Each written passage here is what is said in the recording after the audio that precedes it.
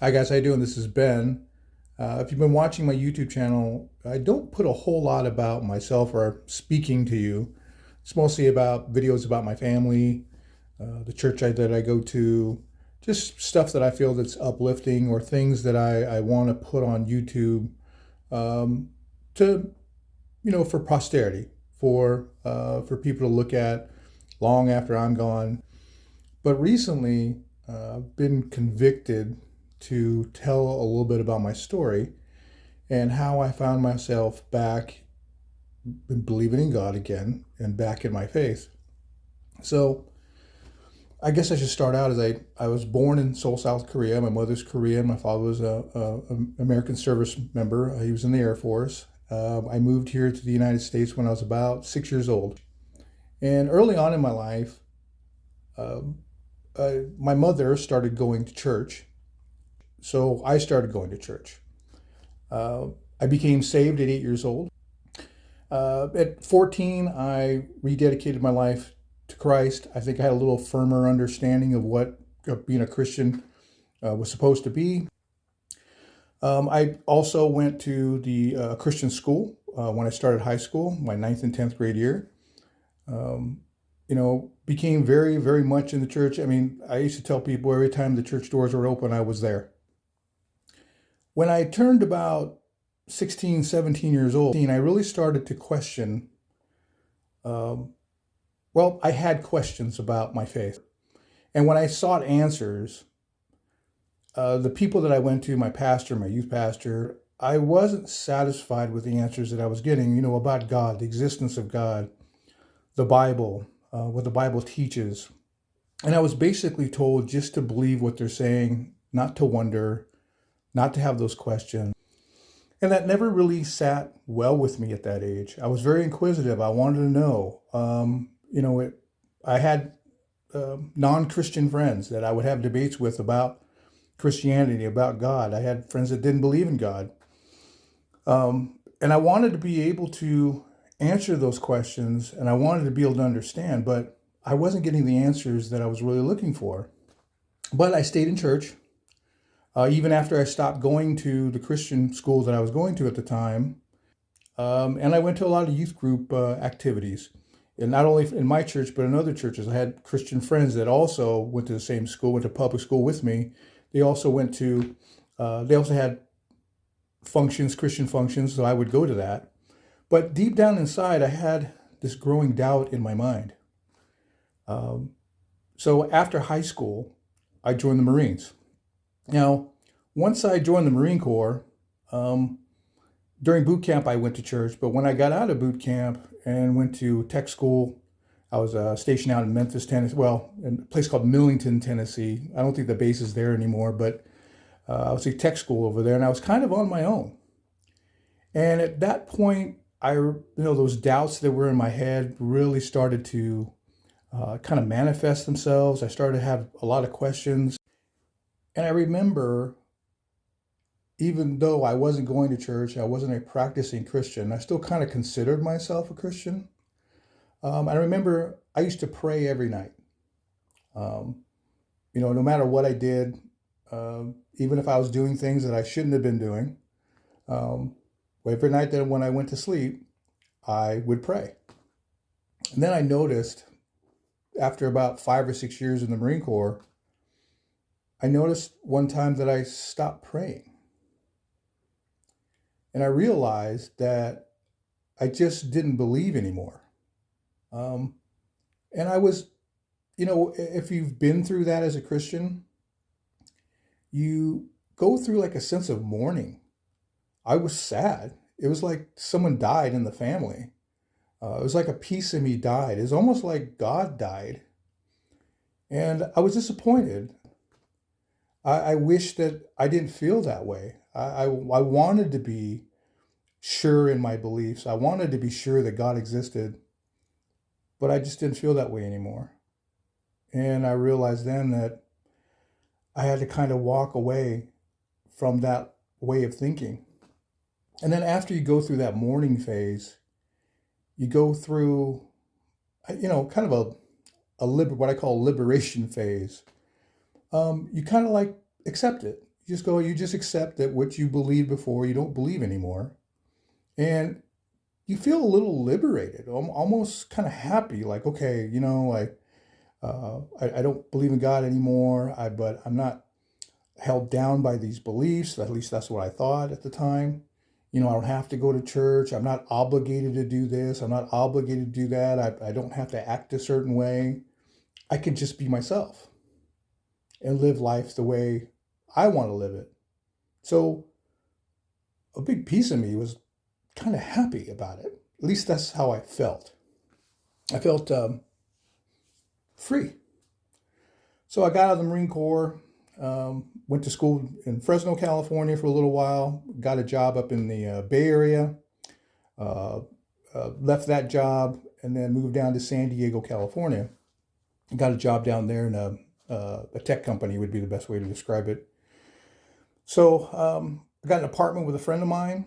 We moved in together. I had my own room, and I was just living life, pretty much like an atheist. Now, I wasn't like a militant atheist. Not that I hated God or I hated Christians or anything like that. I didn't identify as a Christian anymore. And even when I encountered people that were Christians, I was nice to them. I understood kind of where they were coming from. I thought maybe they might be a little silly, but I respected them. I respected their beliefs. I just didn't believe that way anymore. So anyway, I was living in San Diego, and I remember it was a Sunday afternoon. And I remember going, I'm a napper, okay? I do it now. I mean, I nap. So I believe it was a Sunday afternoon. It might have been a Saturday afternoon, I don't remember. But this was back in the late 90s. I remember because it was just before all the big Y2K thing. I don't know if you guys don't know what that is, but there was this belief amongst some people that the power grid was going to go down, all the computers and electronics were going to malfunction, and we were going to be basically without any type of technology. So didn't end up happening, but that's what the Y2K scare was all about. But I remember it was just before that. So I went to take a nap. Not anything unusual on a Saturday or Sunday afternoon that I used to do. So I went, I laid down, and I had kind of a queen size bed, a pretty good size bed. And I remember I had, now if you grow up around an Asian family or whatnot, you usually have pretty much everybody has these like mink-like really thick blankets, a comforter, I guess you could call it. And that's what I used to sleep. That time I used to cover my head. That's just how I slept. I like to have complete darkness, or I just didn't like to have a lot of light when I slept. And for me, it takes me a little while to get to sleep. I'll lay down for 20, 30 minutes, maybe even an hour before I really fall asleep. I know some people can just lay down and, like my wife, she can lay down and be asleep in 30 seconds. I don't know how people do that, but I'm not one of those people, even today. So I covered my head, and I remember I was laying on my back, trying to get to sleep.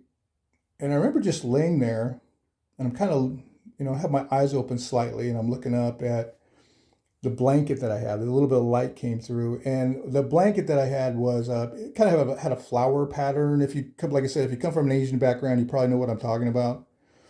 So I'm laying there, and I felt a little odd, and then I felt like a vibration would be the best way for me to describe it. It was like my body just started to hum. And at first, I just thought maybe I'm just going to sleep or something, but I'm like thinking, no, I can move still. I can look around. And then it started to intensify. And it went from kind of like the outer part of my body towards the center of my body would be the best way to, it's the way that I remember it. And it, like I said, it intensified. I started vibrating even more. And I could still move, but I felt like I had a bunch of weight on my arms or my legs. So when I tried to move, I just felt so heavy. And then a moment later, I started feeling this pain in my chest. It felt like, I guess, somebody taking a knife or something sharp, something broad, and kind of just putting it in the center of my chest and pushing down. Because I remember like pressure at first and then pain. Not so much from inside my body, but just kind of from like somebody that was taking a hand or something and pressing it upon my chest. It wasn't like a lot of pressure. It wasn't like, like someone standing on top of me. It was just a little bit of pressure towards my sternum, and as I'm vibrating, my body is vibrating, and as the pain is intensifying, I start realizing something's going on here, and I start getting very frightened because I don't know what's going on. I don't have control over my body 100%. And I remember my chest just in a lot of pain. And like I said, it felt like somebody was just digging into my sternum with something. Best way for me to describe it, I guess, to you is I started it was like somebody was lifting me from my chest, like somebody grabbed my chest and started lifting me. Because I could feel myself rising, I guess you can say. But I remember lifting up.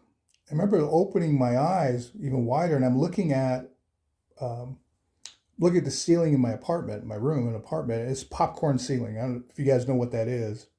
A lot of houses, not the modern houses don't have it, but a lot of older houses have what are called popcorn ceilings. But I remember looking up at my popcorn ceiling and just not understanding what was going on and feeling somewhat weightless. And then at that point, I start completely freaking out.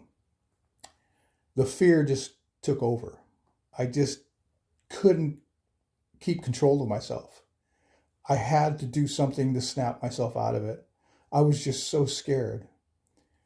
I didn't have a feeling like I was dying or anything like that. I know some people, when they have out of body experiences like what I was having, um, they think they're dying. I didn't get that sense. I just didn't know what was going on. And as I'm freaking out, I'm trying to yell out, and I remember that I could make sounds, but it was just very muffled. I couldn't really hear over the vibrating of my body. But I remember, like I said, it was just ultimate freak out. I just I couldn't. I just didn't want it happening anymore. I was just so scared. Then all of a sudden, it was like a sucking sensation. It was like I sucked back into my bed. I guess it'd be. I don't know how to explain it any other way.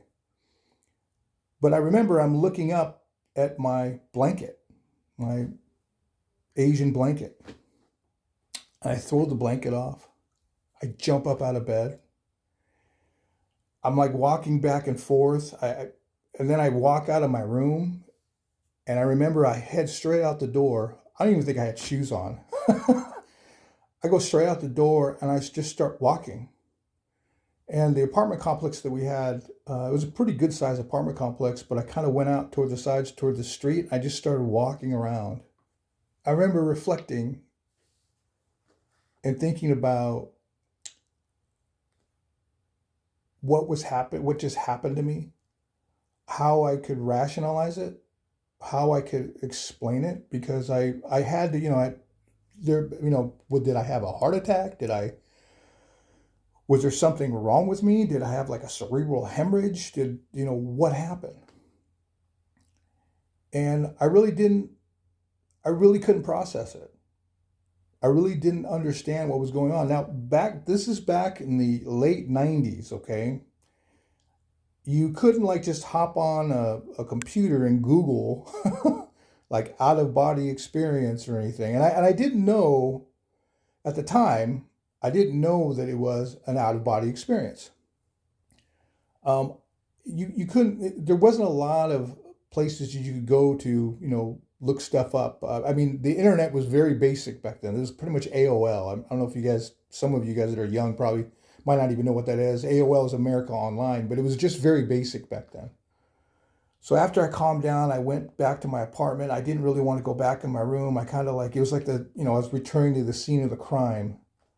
If you've ever had anything frightening happen to you, even the place that you're in, you just don't want to go back there. But I went back there, kind of calmed down a little bit, chilled out, and I remember finally getting, that night going to sleep, and then I remember going to work the next day.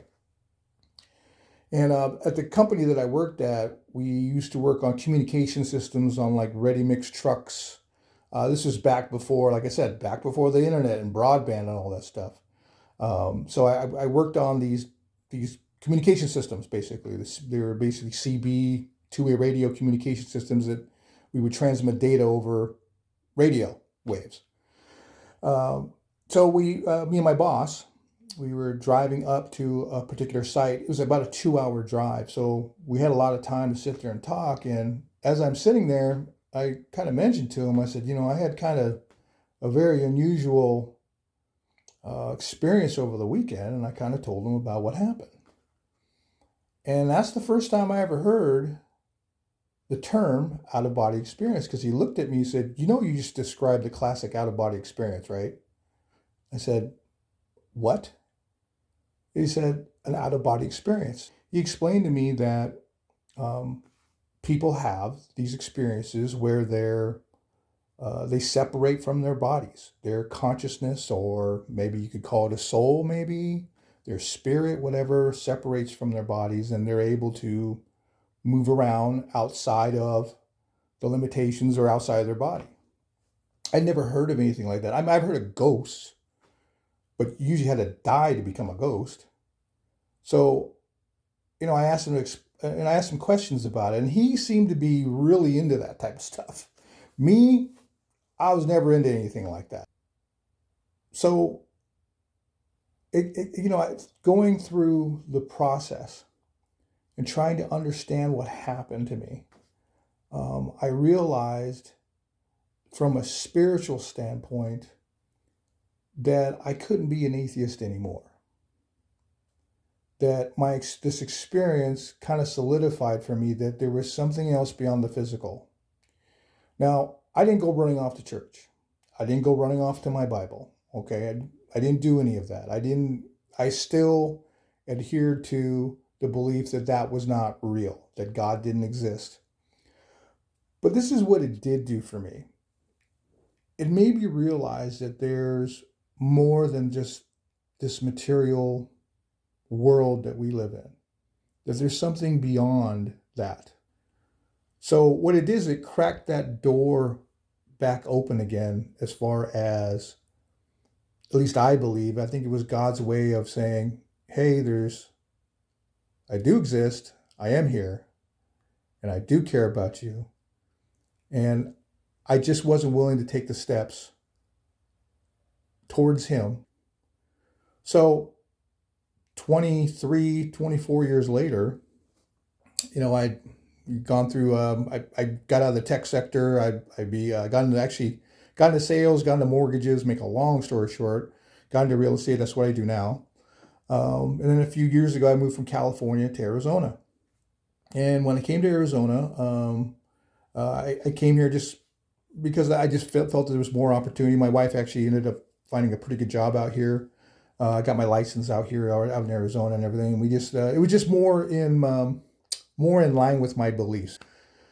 So we came out here, and my mother, this whole time, was still going to church, still believing in God.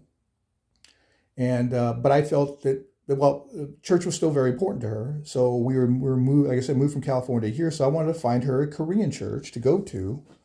Because I wanted to meet some new people. I didn't want her sitting in the house all the time and not getting to know anybody. She loved taking care of my son, but it's like she needed to get out and do a little bit, So I found a Korean church. It was a Korean church, a Korean Presbyterian church that was located in Mesa, Arizona. We lived in Chandler.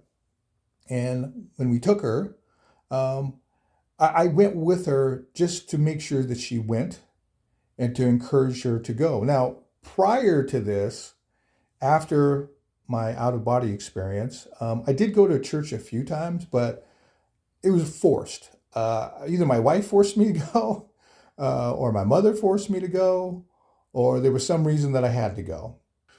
So I went to church, and I had planned to just go that one time, just for my mother, introduce her to some of the Korean community there, so that way she could have some friends, and or she can go to Bible study and not just be stuck in the house anymore. So I remember going in, sitting down with her. I don't understand a lot of Korean, and we went to the Korean service. So we sat down, and I remember some people came to me and said, "Hey, we have an English service." And I resisted it. I was like, "No, no, I'll just stay with my mom." They said, "No, no, we think it would be better if you come. If since you don't understand Korean, it'd be better if you go to the English service." So reluctantly and resisting the whole time, I decided, okay, I'll go ahead and go over there. I figured, look, I just got to do this for about an hour. I'm out of here after that hour. I don't ever have to come back here. So I remember going over there, sitting down, and it was a small group. There was probably about 10 people. It wasn't a real big English speaking group, but they had this particular pastor, Pastor Nam.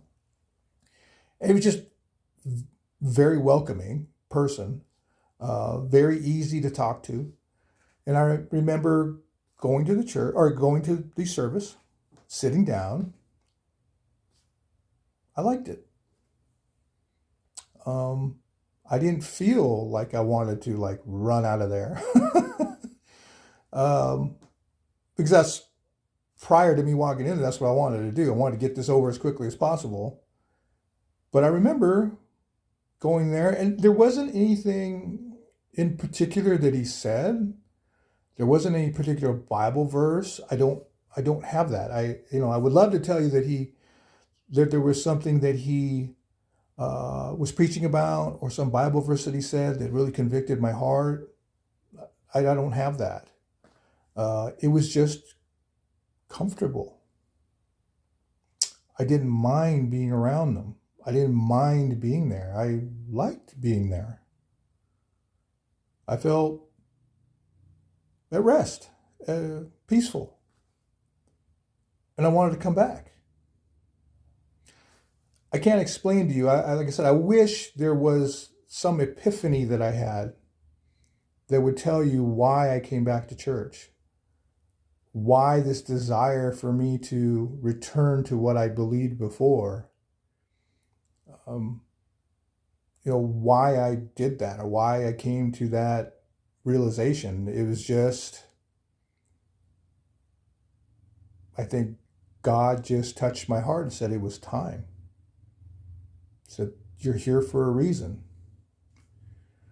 And I do believe that had I not had that out of body experience, that the door that I thought was closed, that experience cracked that door open, like I said, that openness to, okay, there's something. I think it made me at least be okay with going to church that day. And then once I got into the service, God changed my heart. So for the last couple of years, last few years, about last 3 years, I've been going to church every Sunday. I make it a point to go to church every Sunday. When they had Bible studies and different things, they didn't have a ton of activities, but when they did, I was usually there if I didn't have to work or do something. During the vacation Bible schools, they had me do security because of my background, being in the Marine Corps. I wanted to do it. I enjoyed doing it. I enjoyed watching people grow in the Word. I enjoyed watching people become better Christians and become better people somewhere else. Now, if you would have told me that I would be going to church every Sunday, I'd be studying the Word again. If you'd have told me that like 3-4 years ago, I would have laughed in your face. Seriously, I would not have believed you. There is no way that I would be going to church. There is just no way. Not that I hate church. I don't hate church. It just wasn't for me, is what I thought. So that's how, or that's my story. That's how my out-of-body experience helped bring me back to the Lord, helped bring me back to studying the Word again and wanting to be a better, not only a better father, but a better person, a better husband, but a better Christian. And it rekindles things in me that back when I was going to church avidly, when I was, younger, it's rekindling memories and things that I believed before. And being older, I see things in a different perspective. Things make more sense to me now. Things that I questioned back when I was younger that actually got me out of the church. Maybe I'll talk about those things in another video, but those make more sense to me now. Now, I don't have all the answers, and I still have questions, but I know that God exists. In my heart, I have no doubt. Now, I know some of you out there do have doubt, and I wish I could impart upon you or give you that satisfaction or that assurance in your heart that God exists. I can only tell you my story. I can only tell you my experience, and I can hope that it helps you on your own search. I know that there are Christians out there that were like me, that fell away from the church. They don't believe in God anymore. And I know it's a hard process to bring yourself back. But, God is alive. He loves you. And Christians are, like myself, are here to help you, to talk to you. And God will guide you. Anyways, guys, this is Ben. Here's my story. I'll do some more videos later. This was a little long, but I'll try and make the other ones a little bit shorter. But this one was a bit of a long story. Anyways, God bless you. I'll talk to y'all later.